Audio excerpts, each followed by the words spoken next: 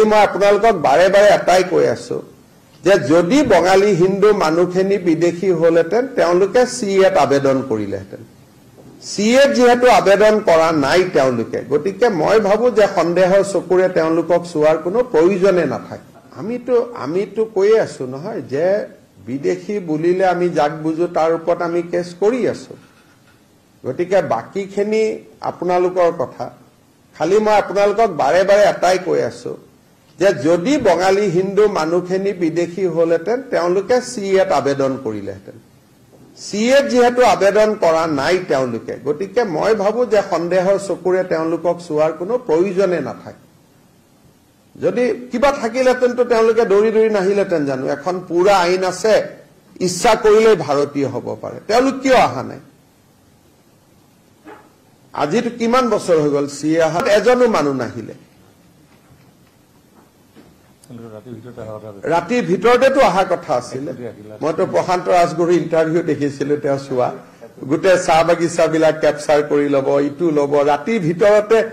এজনে 20 লাখ হলে কিনে ডিব্ৰুগড় ইউনিভাৰ্চিটিৰ পৰা যে ছোৱালী কেইজনী মানে ফোন কৰি কৰি কান্দিছিলে এইটোত প্ৰায় 1 কোটি আছিলে 1 কোটি আছিলে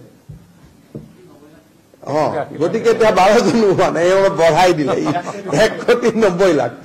গতিকে যিটো কথাত সময় নষ্ট কৰাৰ প্ৰয়োজন নাই আৰু মই বাৰে বাৰে কৈছো যে বঙালী হিন্দু মানুহখিনিৰ ওপৰত সন্দেহৰ আঙুলিটো তোৱাৰ কোনো প্ৰশ্নই নাথাকে কাৰণ তেওঁলোককতো ইন্দিৰা গান্ধীয়ে নিজে লৈ আহিছিল যে আপোনালোক ভাৰতত থাকক বুলি আৰু যেতিয়া আমি বাংলাদেশ স্বাধীন কৰিলো ইন্দিৰা গান্ধীয়েতো কতো লিখা নাছিল যে এইখিনি মানুহক আমি ঘূৰাই পঠাম বুলি এই মানুহখিনি মইও প্ৰথমতে ভাবিছিলো দুই এজন পিছত আহো আছে নেকি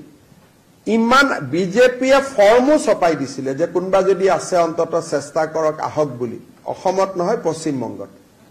কোনেও আবেদন নাই কৰা সিএ তাৰ মানে কি যে মানুহখিনি কনভিন্স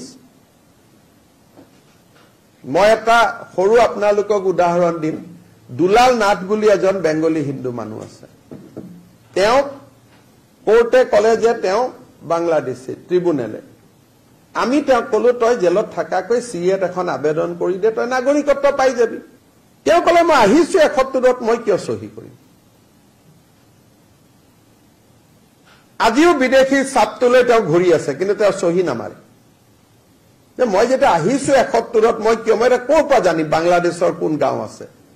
মোৰ দেউতা মৰি গ'ল মইতো বাংলাদেশৰ গাঁৱৰ নামেই নাজানো এটা মই ফৰ্মখনত কেনেকৈ লিখিম বাংলাদেশৰ গাঁৱৰ নামটো এই ফৰ্মখনো সিএৰ কমপ্লিকেটেড হয় তাত বাংলাদেশৰ গাঁৱৰ নামটো লিখিব লাগিব সেইকাৰণে মই ভাবো যে বেংগলী হিন্দু মানুহখিনি 2 বছৰ হল সিএত এখনো আবেদন কৰা নাই তাৰ মানে বুজা যায় যে তেওঁলোকৰ বিশ্বাস আছে যে তেওঁলোক ভাৰতীয় বুলি সেইকাৰণে আমি এটোলৈ অযথা বিতৰ্ক কৰি লাভ নাই কিন্তু যদি 1 লাখ 1.5 লাখে আবেদন কৰে আমি নিশ্চয় কথা পাতিম